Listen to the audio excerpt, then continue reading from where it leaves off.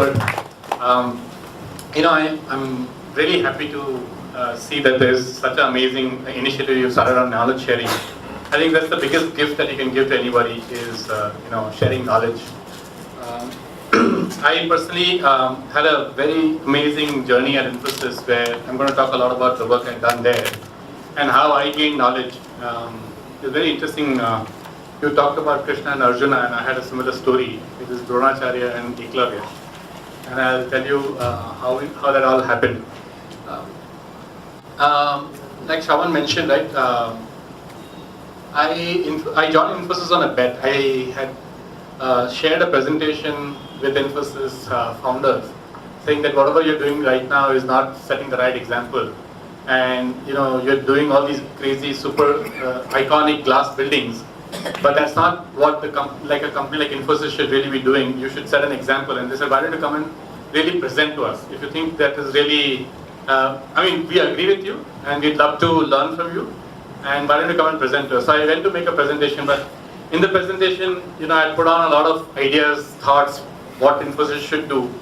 And I was given a 1 hour slot, and quite a few directors from Infosys were present in that meeting. Sorry.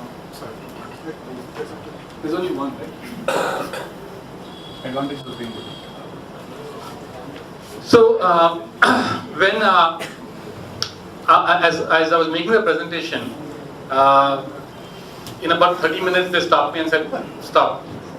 And they said, listen, everything that you're telling us is fabulous, right? It's just quite amazing. It's really what Infosys really wants to do, but we don't know how to do it, right? So why don't you, now whatever you've told us, preach to us, you come on this side of the table and actually implement it. And the day, one word I was told, and I think I want to repeat this again, is by Nandan Nilekani to me, is that, Rohan, you are really talking with a lot of passion. But what we really want to see is how you can be innovative and really implement some of these ideas. And if you come on board, we'll be very happy to have you on board. So, I almost immediately said yes, saying that, who will give you a chance like this? So he says, on one condition, okay, we're going to hire you on one condition. You have to teach Google how to Google.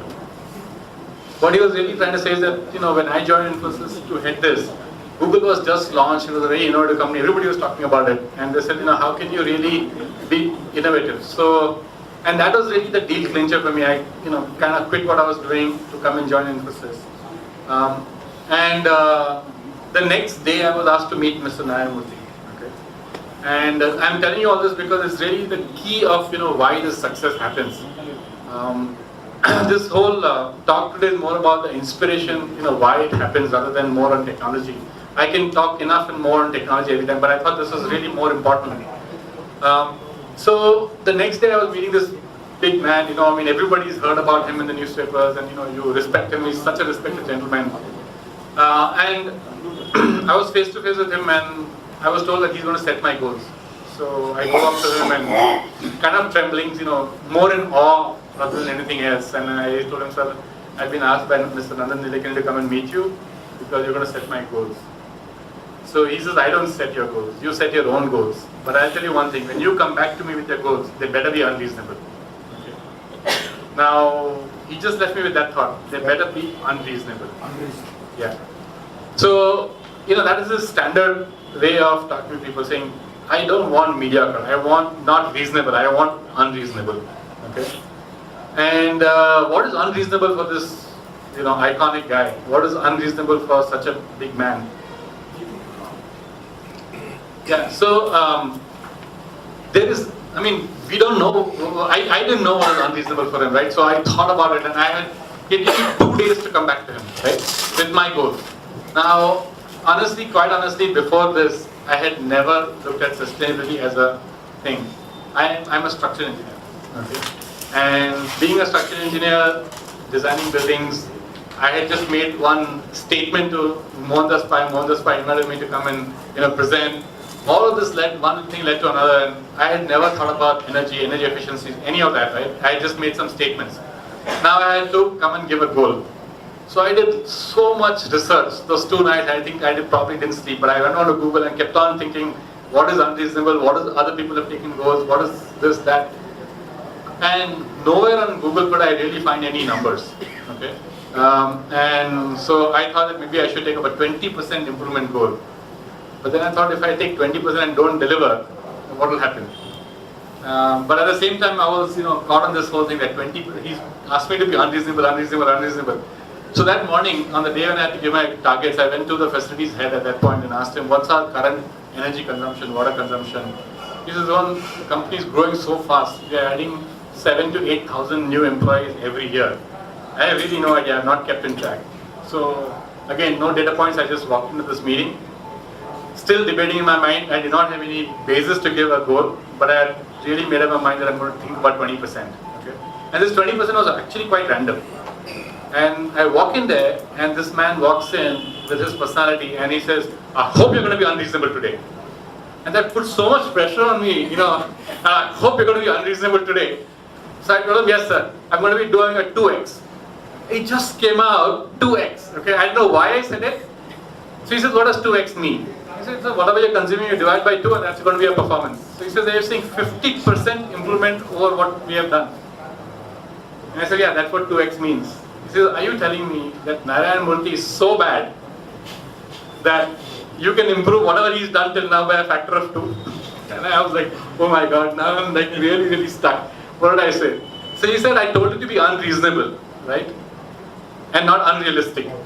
And I think, this is not going to be possible for you, but I really hope you succeed. And I want to back you up because, nobody till date has given a target which I thought is unrealistic now. And so you're the first guy who's come into Infosys and done that. So I really want to ensure that you succeed, but I don't think you will. So I said, on what basis are you saying that I won't? And he turned it and flipped it on me and he says, on what basis are you saying you will? What is our current benchmark? I told him I don't know. I asked the facilities head and he also didn't know. And suddenly everything changed in that meeting. Everything changed in that meeting. He got so upset. He said, are you telling me that you have the guts to come walk into the chairman's office without any data, make all these things, okay, make all these big loud statements without any backup? He says, in God I trust. Everybody else brings data. Okay? And measurement is the key thing. And if you don't have data and you don't have measurements, then you have no rights to be in front of me. So please leave. So I was kicked out right there and then. Right? And this was the driver for me, and I said, now I have to really show this man, what I am made up of. And sometimes, different things drive different people. This was one of the things that drove me. And measurements was what it was really. And of course, after that, I did a lot of research. But what I spent the next 6 months measuring every single building of Infosys. Okay? And I built a whole team, and I built a really good team of people. And fortunately, I did not know today that Fluke is going to be the co-presenter, but we went and bought every Fluke instrument that is out there and kind of measured ourselves for 6 months to get a very, very good, detailed view on how energy is being consumed in buildings. So till that point, Infosys was getting energy measurements at on a monthly bill. So what's the electricity consumption every month to month? That's all the consumption was. There was no granular breakup of nothing. Right? And now we had measured every single thing. So we had a meter on every building, but we had it on every wing, every floor, and then we had a meter on the distribution boards and on the MCBs, and so we could measure, how much was there in lighting, cooling, computing, every building across Infosys, and we had more than about 20 million square feet, 20 lakh square feet being measured at that point, and gave us a fantastic insight of how much energy was being wasted. And that's our primary problem. We waste so much energy, not by design, just because we don't know that we're wasting it. Okay? And that was really the key thing that I focused on, is that how do you eliminate waste? So efficiency is one aspect of it, but the waste is a very big aspect. I'll give you a number. Okay, in a month, or sorry, in a week, there's 24/7. That's 168 hours. But you work for only 48 hours typically. So in those 48 hours, the amount of electricity that is being consumed in computers and Infosys was equal to what was being done. So 168 minus 48 is 120, right? How much was consumed in the 48 hours was working was the same as 120 hours that nobody was working. So once you go home or on weekends, nobody is working. but the electricity being consumed was exactly the same in the computers. What that really meant is that so much energy, 50% of the computing energy was a waste. 50%. It's not a small number, right? But who cares? Who knew, right? Because it's 120 hours as opposed to 48 hours, and even if it's 4 watts, 5 watts, 6 watts, it all adds up. Right? And that's what, but we need to have the fingerprint, right? So we needed to know how much energy was being consumed in the nights when there was nobody in the building, and the level of measurements reached to the state where we had now introduced turnstiles in every building. We had a employee thing that you have to badge it to scan, right? So you know exactly how many people in the room and not in the room. So as long as data is coming to you, you're capturing data and using the data, using the analytics behind it, right? So we now knew that, okay, everybody scanned out of the room, right? So there's nobody inside the room, but there's so much electricity being used in lighting, in computing, in cooling. So why? Fans, switch it off. So that kind of measurement systems had to be built to be really getting, and we should do this in every single space. Because the cost of measurements, cost of metering, cost of this thing, the payback is 1 week, 2 weeks. Okay, so never, and especially when you look at the project cost. In the project cost, the cost of measurements is 0.001% of the project cost. 0.001. I think everybody can afford anything which is 0.001, right? So I think it's really, really, really key that you measure the hell out of your buildings. Because only when you measure, when you have data, then you can really make really smart judgments, you can really make improvements. Okay, this is not a fluke presentation, by the way. So that was the key success, okay? After all of this, I realized that 60% of all the electricity in the building was really in cooling, okay? About 30%, 25 to 30%. So 55 to 60 was in cooling, about 30% was in computing, 10% was in lighting. And so I realized one thing, that if I had to succeed, I had to do my PhD in cooling. Okay, I'm a structural engineer, so I had to really start understanding how cooling works, what is the thing. But what is very, very key is, is building a team. Is each one of you out here is a decision maker. He kept popping up in Google search. And there's this company called Rocky Mountain Institute out of Boulder, Colorado in the US. And this guy had talked about somewhere in his presentation 2x. Okay? And so I wrote to him saying that I'm coming from India, I want to learn, and see how we can work together. Very busy man, so he gave me 1 day. And he said, if you can come on this particular day for 1 hour, I'm willing to meet you. So I flew all the way to Colorado, and I knew his reputation, the kind of people he used to advise. So I tried really hard to convince him. In that 1 hour, 45 minutes monologue, I told him how big Infosys is, so many $1 billion, so many campuses, so many, we are adding 10,000 people. By that time, Infosys was adding 10,000 new people in the group. Then it was adding 20,000 in the next 2 years. But so 10,000 new people, this much energy, this much growth, all that big stuff, this much water goals, this. And I told him somewhere that I want to do by that time I had read LEAD, okay, and LEAD is at, somewhere it was saying that 40% improvement you get this energy 10 points on 10 points on LEAD, okay, if you do a 40% over hash rate. And that's what I told him, that this is my goal, I want to do 40%. He heard me for maybe 45-50 minutes, right? And then he gives me a little background about himself, and he says, thank you for visiting me, and have a great stay in the US. And I'm like, what do you mean? I've come here all the way to meet you to see how we can work together, not to come and tell you what my goals were. So he says, sorry, I can't work with you. And I said, why? He says, I don't work for people who aim so low. Can you believe that he walked away? I had told him a 40% improvement, and he walked away. And I was so depressed. I was honestly so depressed that I flew all the way to meet this guy, and he was my only hope of meeting my target. And I'm not an expert on everything, right? I needed some guidance, and this guy walks away. He actually walked away and he says, can you find yourself the way out? So he didn't even think it was worth it. And I'm like depressed, going back to my hotel room, and suddenly, after a couple of hours of thinking, I said I should go and celebrate. Why are you depressed? Because if this guy thinks 40% is too low to aim, that means I'll achieve my 50% goal. And so now what I did was, he was not there to teach me. I basically downloaded every single presentation that he'd ever made, and this guy advises presidents and prime ministers of different parts of the different countries. He gives a talk every 15 days. Okay, Emery Lawrence, you should look him up, Google him, YouTube. Every 15 days you'll see a presentation from this guy. And I heard for the next 3-4 months every single presentation. I downloaded each one of them, took notes on each one of them, right? And that's where the Dronacharya Eklavya story comes. Dronacharya did not teach Eklavya. He was standing behind and learning how to do archery, and I was behind the scenes learning from what we did. And at the end, my reputation and the kind of work we were doing started spreading across the world. because we not only engaged the best talent in-house, but we also engaged the best talent externally. We hired some of the best names in the world. We worked with some of the best universities, Berkeley, MIT, NSU in Singapore, you name it, globally we partnered with them. And our whole quest was learn, gain knowledge, and then share. And so whatever we learned was put on the sustainability reports of Infosys. So if you go there, you'll find a lot of new ideas, a lot of new innovations that were done. From the year 2008 to 2014, I was managing it. So all the years that I was there, every IP was published out there. You might want to get a chance to go and look at some of the technical work out there. The point was that we learned and we shared. Okay, and that is really what Experts is all about. And I'm really glad that I'm come here to talk here and about sharing. And we'll have many more opportunities to share a lot more things. But we are living in some amazing times, right? And we built this really amazing team.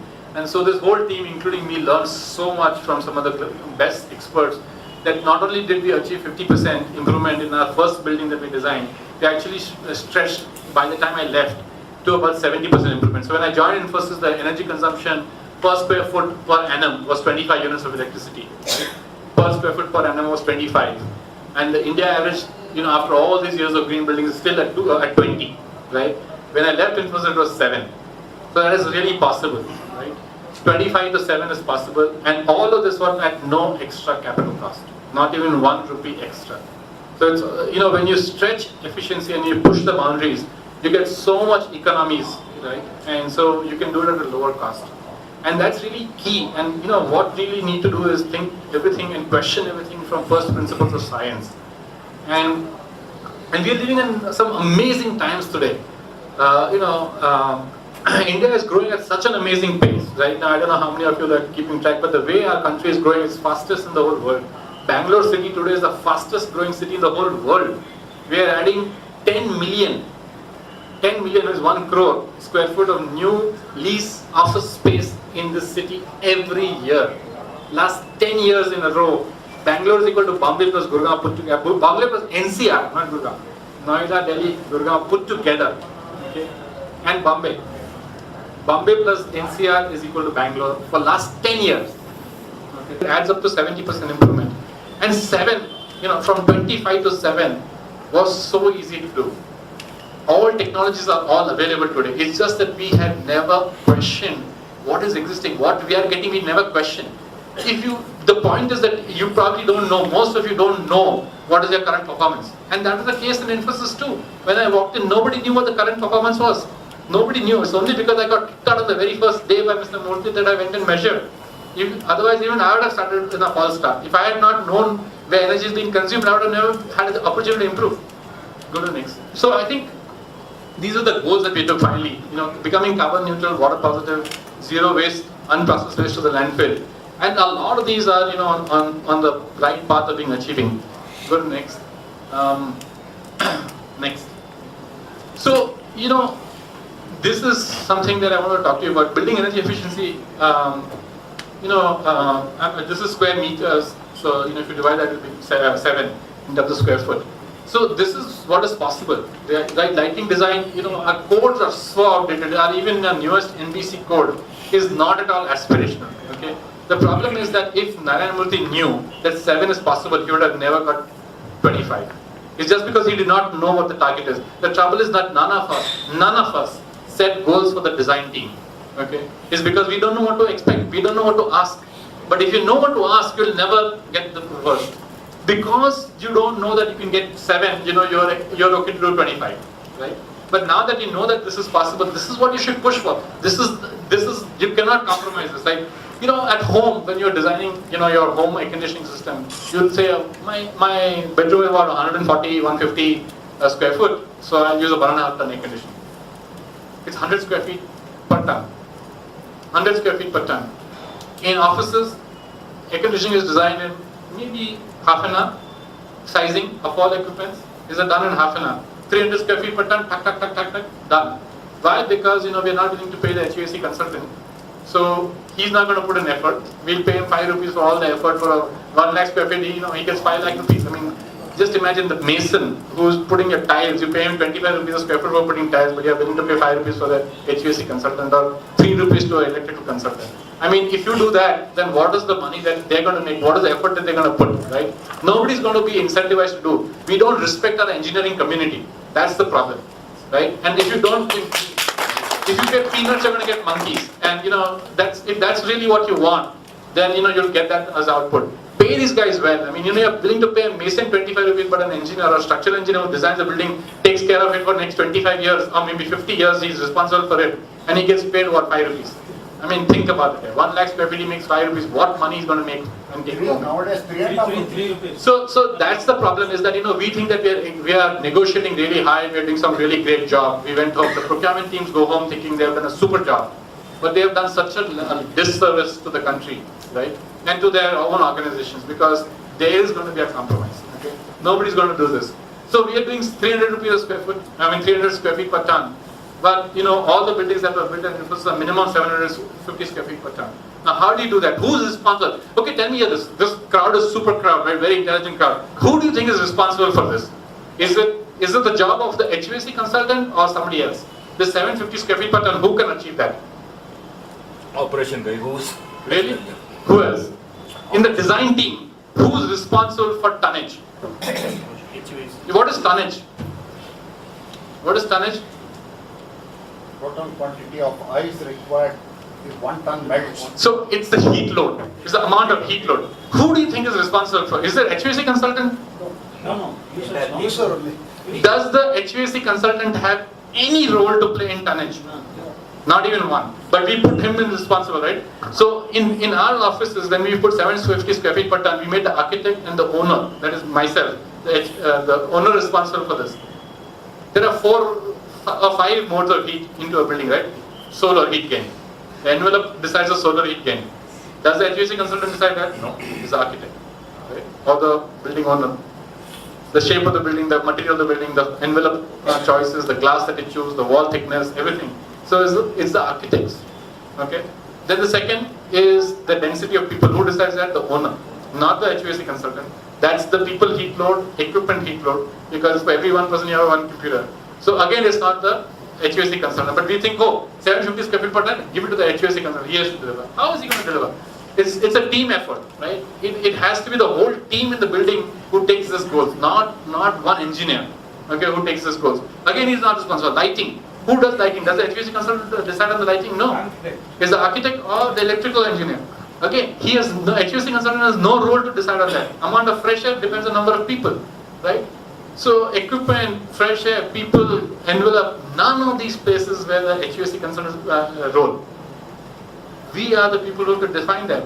And we have to first reduce the amount of heat coming in. So if you design these horrible buildings, or if you don't choose the right lighting systems, you don't choose LED systems, you choose, if you don't make the right choices, if you don't buy computers or equipments which are efficient, you don't buy 5-star rated laptops, desktops, then you are going to continuously waste more energy. So it's making the right choices very, very important. Now, if you decide all this and you go down to 750 square feet per ton, what's going to happen is your air conditioning system is going to become very small, right?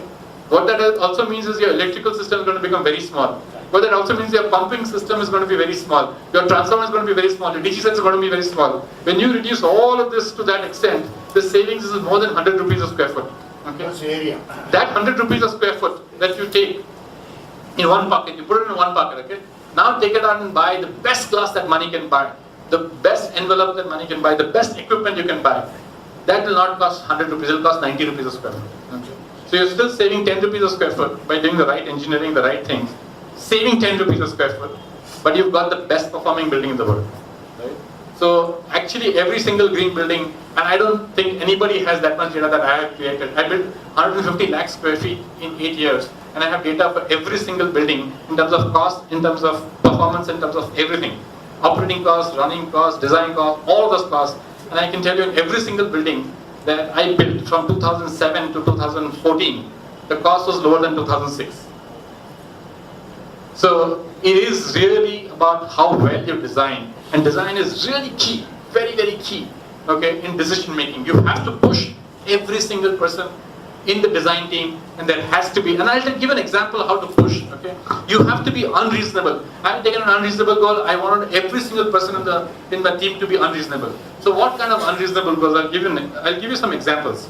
Okay, we had told architects as part of the team. I hope there are no architects in this audience. So we told architects that you want to work for Infosys, we are doing about 20 lakh square feet of new build space every year. Okay, at architecture plus interiors, they like say 50 rupees a square foot. So it's a huge amount of fees, right? With that kind of fees, no architect is going to turn away, right? 20 lakh into 50 rupees.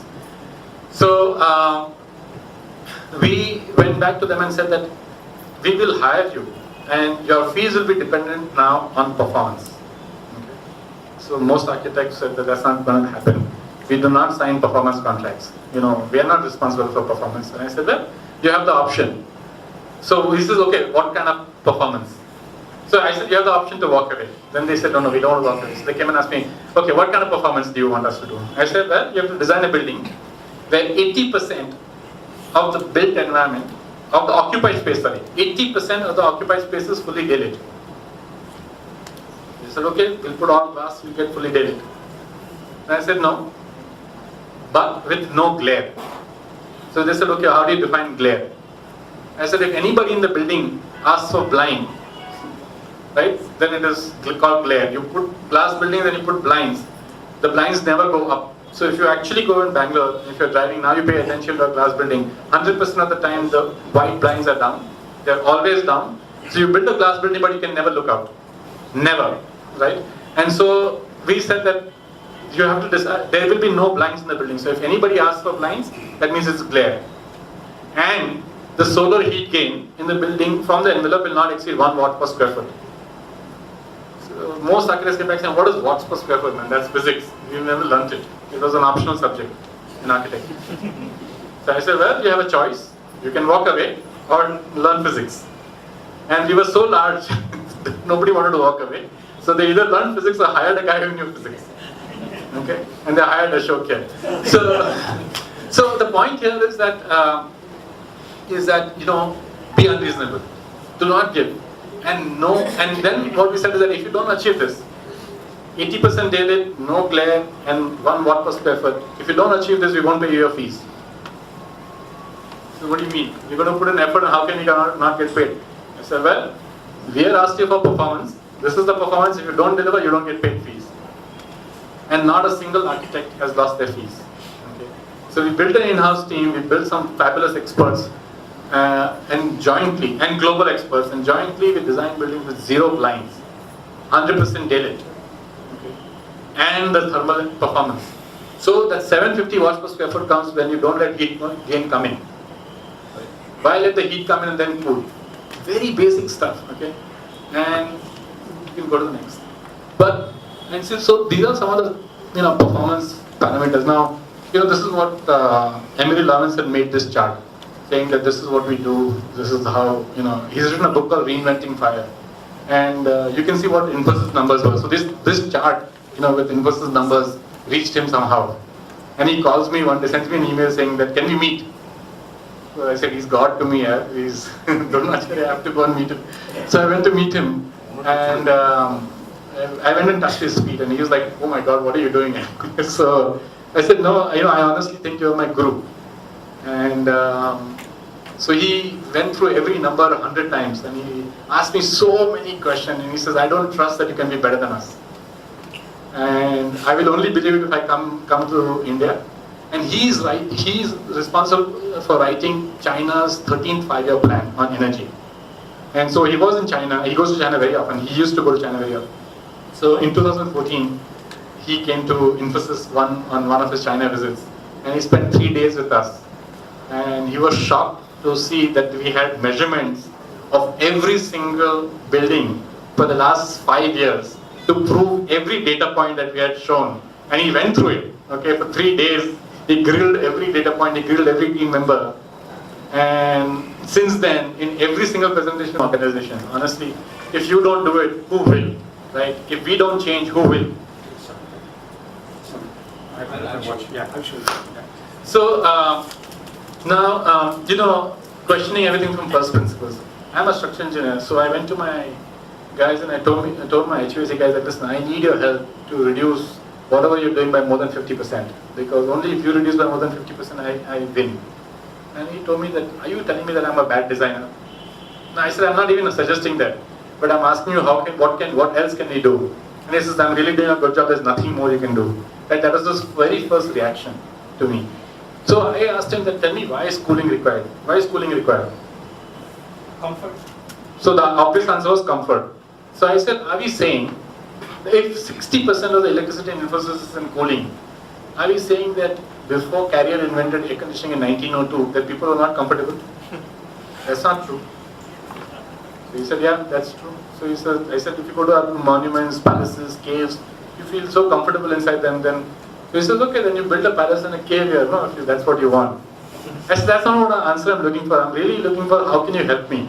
Why don't we question this from first principles? And this guy is like so irritated at me asking him such questions. So he said, listen, I'm doing a really good job. Let me do what I'm doing best. You outsource the rest. You do what you're very good at. You're good in structural engineering, you stick to that only. Okay?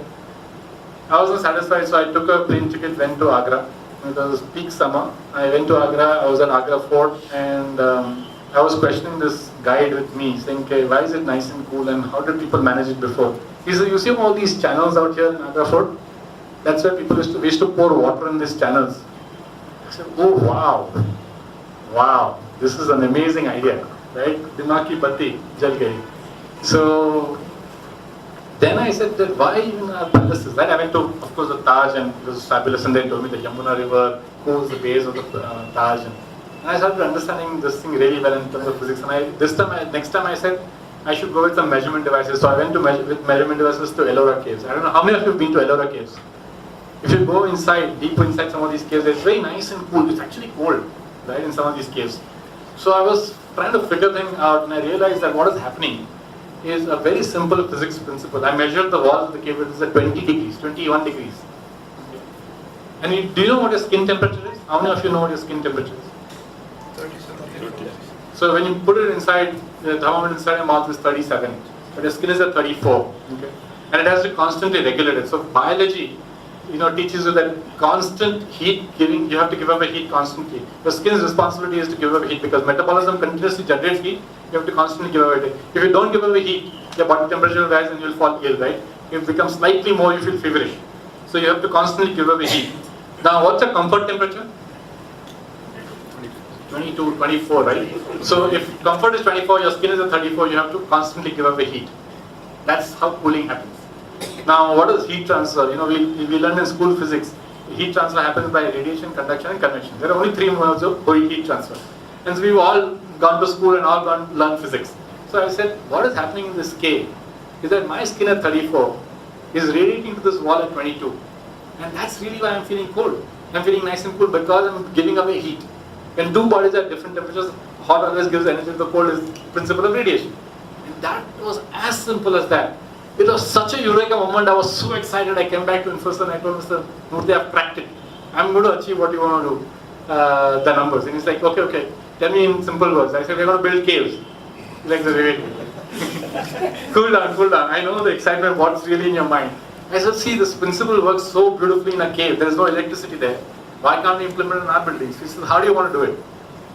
I said, all I have to do is pull my slab, right? And of course, then Google again. So please use Google here. Google is too good. So I went to Google and I learned how to do it, and I basically decided to put water pipes inside the slab when the building was under construction.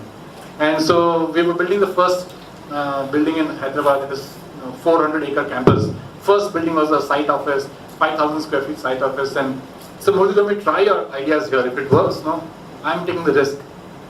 Then we can do everywhere. It was such a brilliant, amazing thing. 45 degrees outside. Everybody from the site team comes inside and sits there in the afternoon. Why? Because it's so nice and cool. Everybody, when I go there, tell me, oh, beautiful air conditioning. And I was like, show me where is the air. Right? And they were all surprised. So this principle worked really well. Your skin at 34 radiating to, we were passing water at 16 degrees inside, so the slab was at around 16 to 18. Right? And we did lots of experiments to figure out how much the body gives away heat and at what temperature. So radiation works, the more the difference in temperature, the more you give away heat. and it's actually proportional to the fourth power, delta T raised to 4 of the difference in temperature. So now what happens is that 16 and 34, the difference is how much? 18. Let's say 32 is just skin temperature, so the difference is 16. Okay?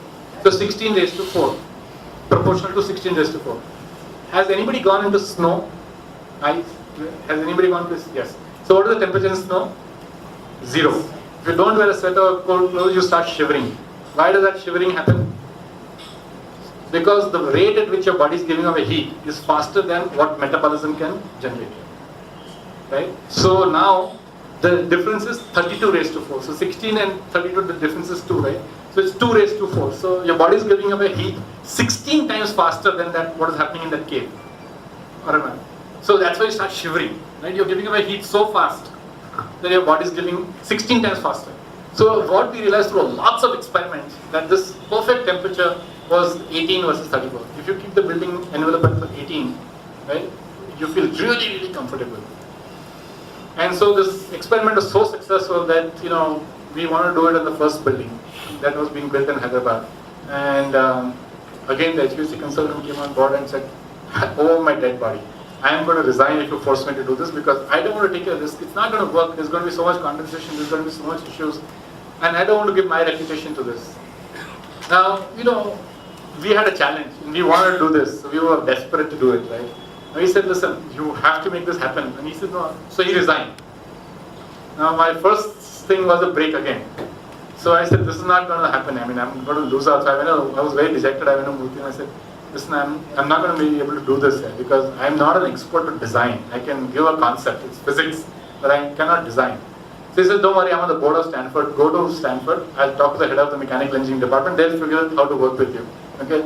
Finally, you have to just use engineering principles, right? And do one thing, but take this 2 lakh square feet building that you're building and break it into 2 parts. Make 2 identical houses. Make 1 lakh square feet air conditioned and give this guy who resigned to design that 1 lakh. You do the other 1 lakh square feet, identical. So in identical location, identical. And he told me that the only reason I'm telling you to do this is because data is required. If you want to change the world, if you want them to believe you, and we designed this building, the building went live in Jan 2011. Okay. The first building had gone live, like 5,000 square feet in 2009. This building went live in Jan 2011. The first year, the building performance was 37% better. And since then, every single year, it's been between 37 to 38% better than the air conditioning side. Right? So it was proven with data. Now, the reason why it was only 37% better was because the other guy also knew it was a competition, right? And so he was really trying his best to design the best. But when we compared to other Infosys buildings in Hyderabad, it was more than 50% better. So in our first building, it is a bold move, okay? And only a Murthy can support it. Only a Naya Murthy can take the risk. He's a very successful man. And he said, "Oh, so if the chairman is behind you, what are you going to lose there?"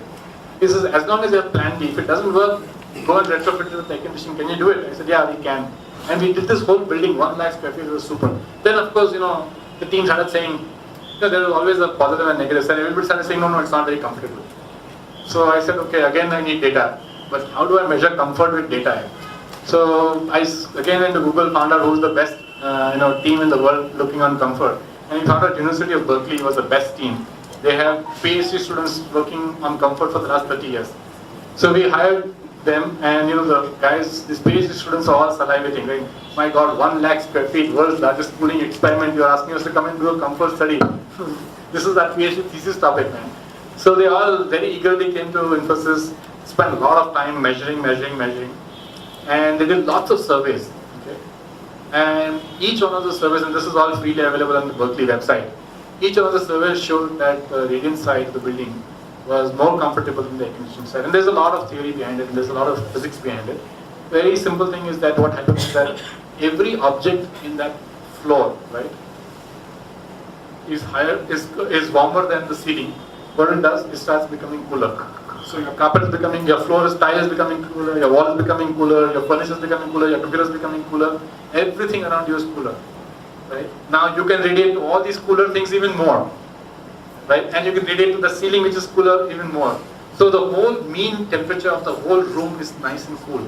Now, if you see in a car, right, you park your car in a really hot place, and you come in and then you walk in. What's the feeling? Unbearably hot, right? You open all the windows. Does it become better? No. For the next 5-10 minutes, it doesn't become better. Why is that? Because glass has this very unique property, okay? Anything that comes from fusion, which is the sun, the sun is a short fusion body. Anything that comes from a fusion body is all short waves. And short waves can easily penetrate to glass.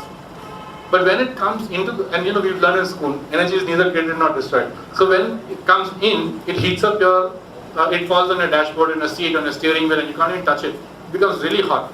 And when it becomes hot, they start radiating. But when they radiate in the long wave, infrared. And glass is opaque, it doesn't let any long wave go out for long waves. So it can only bring short wave, but doesn't let long wave go out. Right? So that's why you keep trapping heat. That's what's happening in your glass buildings. Essentially, you're just letting heat come in. It's only one way. It doesn't go out at all. Right? So it's really important, what material you choose, how you shade glass. But as long as you shade the glass and it won't come in. So it's really critical that when you design a building, the glass does not see direct radiation of heat coming in. Right? So we had questioned this. Now we've looked at, we looked at this physics thing that between solid liquid. I mean, we looked at that, radiation, conduction, convection. We were convinced. But what does air conditioning use? It uses which of this? Radiation, conduction, convection. It uses forced convection, right?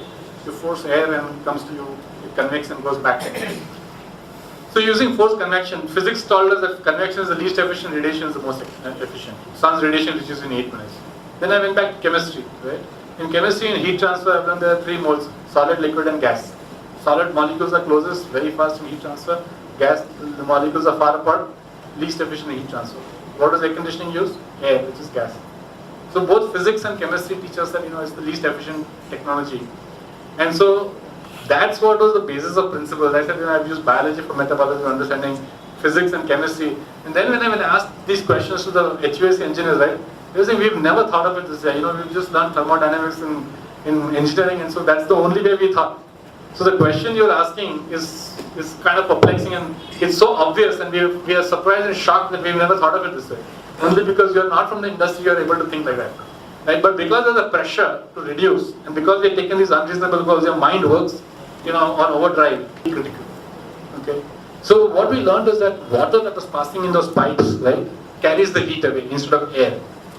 Water is 3,400 times more efficient than air in time carrying heat capacity. What that means is that if you need this much amount of air, you need 3,400 times less volume of water to carry the same amount of heat outside. Essentially, you're removing the heat built up in the room and dumping in the atmosphere through the cooling towers. Right? You're transferring heat. And you're doing that through air. Air is an insulator. You use it in your DGU, in your double glazed unit. You use air trapping inside. And then you use the same air for heat transfer. Right? Think about it. It was such opposite physics. And I kept asking these questions and I couldn't get answers. But because I was asking questions, right? So the main point I'm trying to drive here is ask a lot of questions. Don't accept something that somebody tells you. Please ask, why not this? Is there anything better? I mean, change your mentality, change your thinking, question, push really hard. You want to be a part of growing India, you want to make India the best country, it's you guys who have to make that happen, okay? Nobody else. You have to be patriotic, you have to really push very hard. And that's the key part of it. So, we had cracked HVAC, right? We had cracked daylighting. So there were no lights on in the building, no lights on in the building in the daytime. No glare, no blinds, beautiful views, right? Now what is electricity consumption? We had reduced our heat loads dramatically. We had we had managed to use the right efficient systems, right? We managed to use the most efficient equipment because now we could purchase it at the same cost. So I didn't increase my cost, I bought the most efficient equipment, I did not have lighting. Lighting started only after 5 p.m. Otherwise, generally in buildings it starts from 8 a.m. to 8 p.m., right? But this was only from 5 p.m. to 8 p.m. So 3 hours instead of 12 hours. 1/4 the consumption. Think about it, right? Beautiful buildings, 1/4 the consumption. So when I wanted to, that's only 25%, right? That means 75% savings. And then lighting was designed not by architects, but it was designed by simulation. Use a lot of simulation tools. Today software has made so much progress. You can simulate a building on how it will perform in energy, how it will perform in daylighting, how it will perform in artificial lighting, to the extent of 5% accuracy. 5%. Otherwise, it's all thumb rules, right? When you're designing a lighting, how does the lighting get designed in this room, for example? I wanted it this by regular space. So you have tiles, you say every third tile, every fourth tile, the ceiling tiles. That's how lighting is designed, right? Mostly by architect, by looks, not by. So we started providing light where it was needed rather than by providing by every third time. We started looking at where is the light casting shadow behind me, in front of me. So placing of things, lot of science, questioning. Why is the light provided this way? You never ask, right? Start asking. If you don't ask, how are you going to get it, right? So this is the kind of thing is that ask everything why. And we got it. And as a result, we were able to drive down energy consumption by 70%. 70. And not that Infosys was doing a bad job, right? It was doing what was regular, the state of that, current thinking. Transform that thinking. And each one of you is capable. Do not think that, oh, I have already done great. Because every day there is a new innovation happening today. When I was doing LED lighting, introducing LED lighting at Infosys, the efficiency of LED lighting was 90 watts, 90 lumens per watt. Okay. Now, you know what daylighting efficiency is? So per watt, energy is neither created nor destroyed. So finally, that watt is heat. That watt, 1 watt brings in 90 lumens of light, but it brings in 1 watt of heat finally. And what is the daylighting efficiency? Is 200 lumens per watt. That means it brings away half. The previous designs was at 3.5 watts per square foot to 1 watt per square foot. So you can imagine everything was 1/3, 1/4, 1/3, 1/4. But some buildings we have in 7 as well. So like you said, some of the malls I'm seeing third-party designs today. Now I'm on the other side, I'm on consulting side, and I'm seeing buildings today also 4 watts to 7 watts per square foot is the design for heat loads. Right? And I think it happens only because the owner's engineer don't ask questions. Because we accept it. Okay? We don't challenge anything. So this is your company that you're working for, right? You have to think about it, it's my company. Like this, there were lots of innovations. I don't want to spend time, but I can keep on talking. There were 99 innovations that we did at Infosys. 99 new ideas were introduced in 7-8 years. And these are unbelievable impact. What's the impact? And investing in energy efficiency is the best thing you can do. It's a compound interest. Okay? One-time investment is a lifetime of savings. If you change this bulb from a halogen bulb to a LED bulb, and you say you save 40 rupees, or 50 rupees per year, the impact in 10 years is 50 into 10, 500 rupees, not 50. And if you calculate it in that manner, energy avoided cost, Infosys is able to save 650 crores in 8 years. 650 crores. Okay. So it's also about how you present yourself. I told you in the beginning is that it's really important that you market yourself and you position yourself that the CEO looks up to you with a lot of awe. The facility team otherwise is treated like, facility. You have to become in the limelight. Okay, you have to be in front of the CEO. You have to be in the front of the board. I used to get the chance to present to the board of Infosys every year because they took so much pride in the work that we did. I'll give you a number of how to present yourself. How do you present yourself? So we had spent 3 years since I joined Infosys, and in 3 years I had spent enough time to do this calculation of how much electricity was being. See, I had so much information in terms of data right before because I spent time in doing 20 lakh square feet of buildings, data collecting, all that. 20 lakh, 200 lakhs. So I had 20 million square feet of data that I had collected from different buildings, and I had all that as a benchmark that this is what energy consumption was. And then we started saving energy because we started doing a lot of initiatives. So through those 3 years of initiatives, with very few people in the team, we had managed to save $25 million worth of electricity in 3 years, so compounded, right?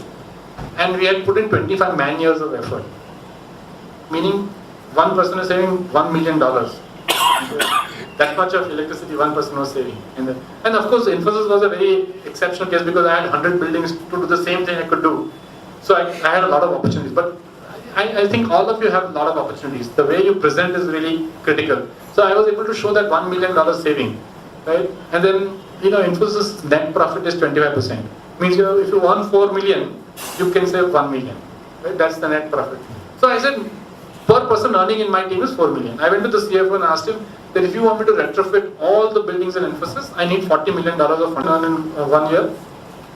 He says $51,000. So I said, I'm 4 million, you're 50,000. I'm 80 times more than what the average Infosys earns as revenue. Whom will you put the money in? I'm not kidding you, he was so humble. He first laughed at me, but he was so humble. He said, why 42? Why 40? I'm giving you 42. So I said, why? What is this magic 2 number, 2 million more? He says, hire a bigger team and implement this in 2 years, not 5 years. 2 years. We grew from 4 people to 40 people, okay, in 2 years. Because he gave me this free check to hire. He transferred $42 million to my account for energy efficiency. He says, this is money on the table. What you have shown me, you've opened my eyes. This is money we are leaving on the table. I don't know why we should not be supporting you. And that kind of drives a lot of energy efficiency. And the kind of growth that we had, that by that time Infosys was hiring 20,000, when all these 3 years that passed, was hiring 20,000 new employees. And we had the most unbelievable opportunities. So one of the opportunities we did is to do live experiments. I can only have limited ideas. I do not have all the ideas in the world. So I said, okay, how do I get the best ideas in the world? I went to all the top universities and offered to all the researchers there that today, every year you have to write a grant and get paid, get money. 5 million, 6 million grants you get paid. Right? Suppose, and that grant, out of the 5 million, 4 million goes in the equipment. 1 million is for your time.